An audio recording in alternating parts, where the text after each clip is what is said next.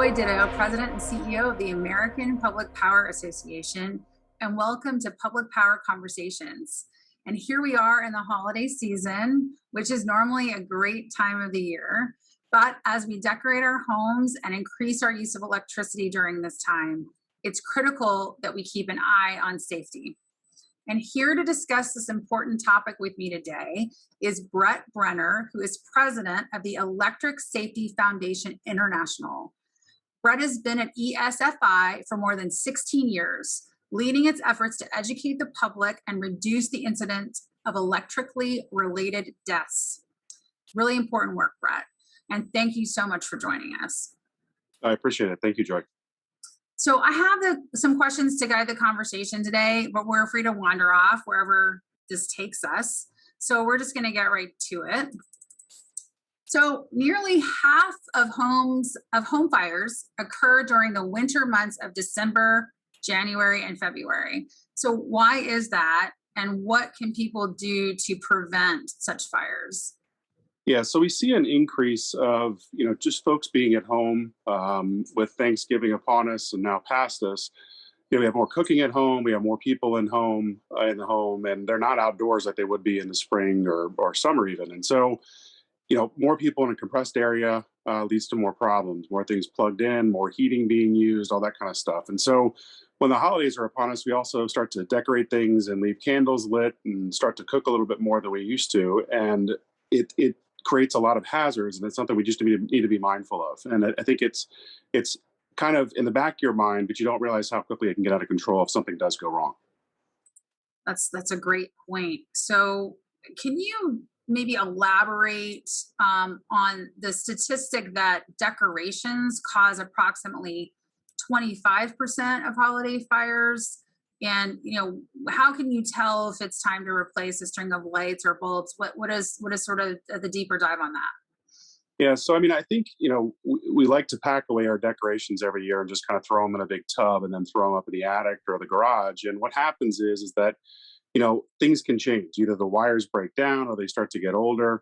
New technology is coming out where those things are safer, but the problem is we continue to use the old things that our grandparents gave us, or an extension cord that we shouldn't be using, and then we start to run those things outside the home, which creates an electrical hazard outside the home. But sometimes you start to use things that shouldn't be used inside the home, and so it's just kind of a perfect recipe, unfortunately, for something to go wrong.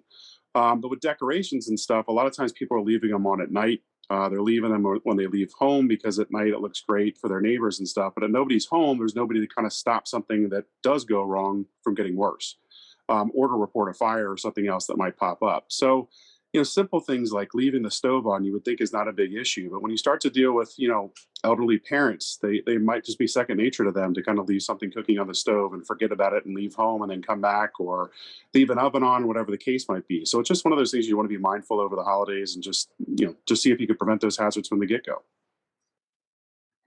I'm guilty. We're guilty. Actually, we were just putting together our tree last night, or at least initially putting together the lights. And of course, a couple of the lights were not on, not working. But we are guilty, now that I think about it, even at my own house, of doing some of what you said. And now I'm going to be more mindful of, maybe getting some of the newer lights and just, not worrying about keeping the ones we've had for 10 years and trying to jerry-rig those and make those work. And I think what you said in particular about, turning things off when you leave your home is so important, and appreciate you highlighting that. So another one that might not occur to folks is are electrical incidents more common with real trees or artificial trees, or does it matter? So we see a glut of real tree fires between basically Christmas and New Year's. And what happens is everybody wants to keep them great and fresh looking, and so they're mindful about watering them. But when the Christmas is over, or your holiday is kind of over, and it kind of drags on and nobody ever wants to take down the tree and everything else, they just keep leaving things on timers and stuff. So what happens is those dry kindling from that tree that's not watered, it can create a huge fire hazard. And the many fires that I've seen with trees in controlled settings are pretty incredible about how quickly they go up. They're like the perfect kindling, unfortunately, the pine needles. And it's one of those things where if you have a real tree, you need to be diligent until it's out of the house. and just make sure you're watering it every day to make sure there's no issues there. And make sure things can change too. You know, you have kids and pets and everything else. Things can move. Heat sources can move.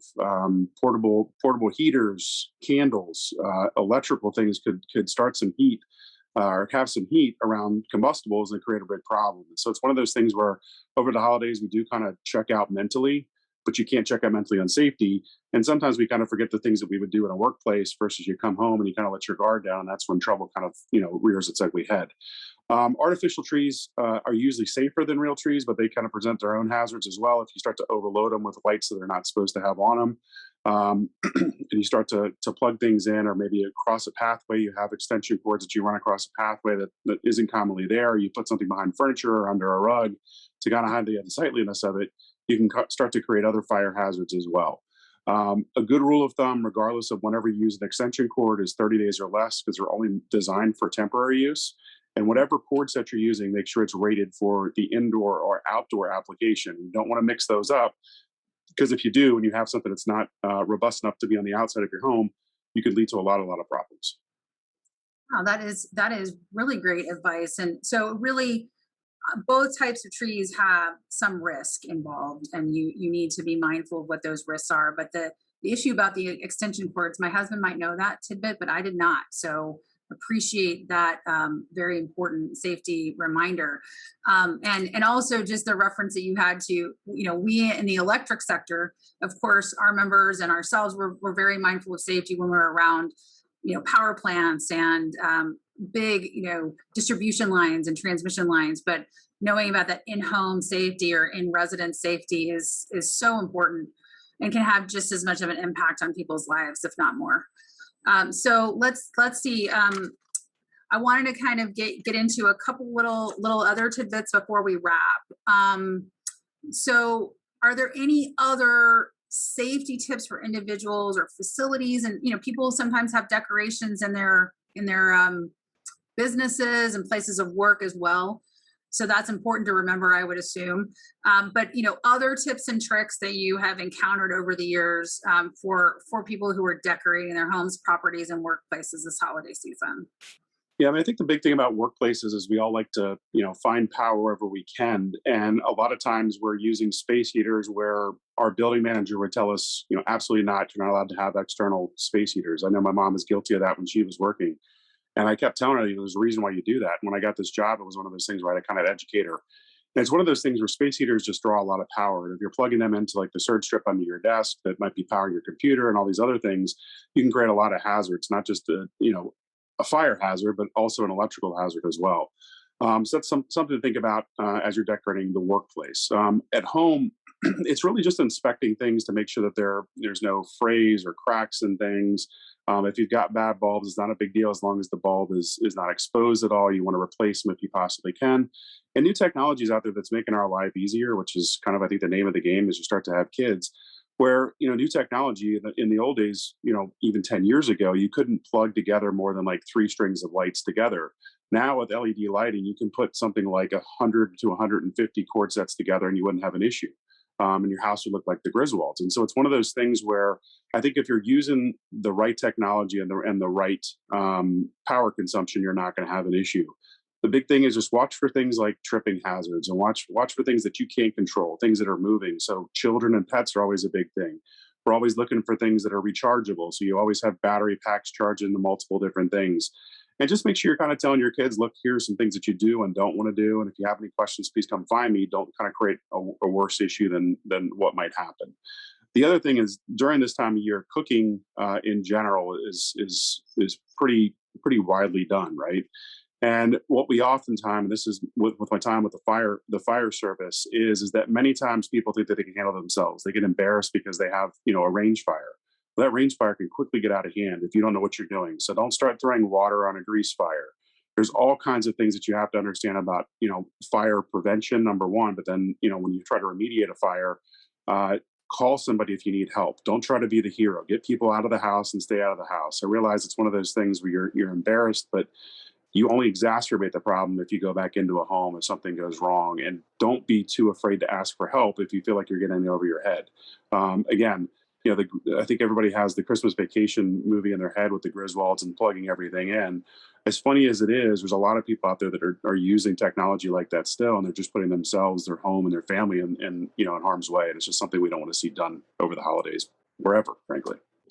So, Brett, thank you so much for joining me today on Public Power Conversations and reminding us of how important it is to stay safe and giving us some tips to stay safe during this amazing holiday season where we can be sipping hot chocolate with our family and friends without worrying about having an electrical incident or a fire if we just follow some of those simple suggestions that you made.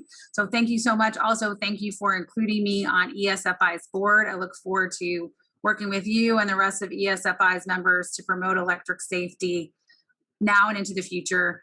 Have a wonderful holiday season and see you in the new year. Thank you very much. Happy holidays.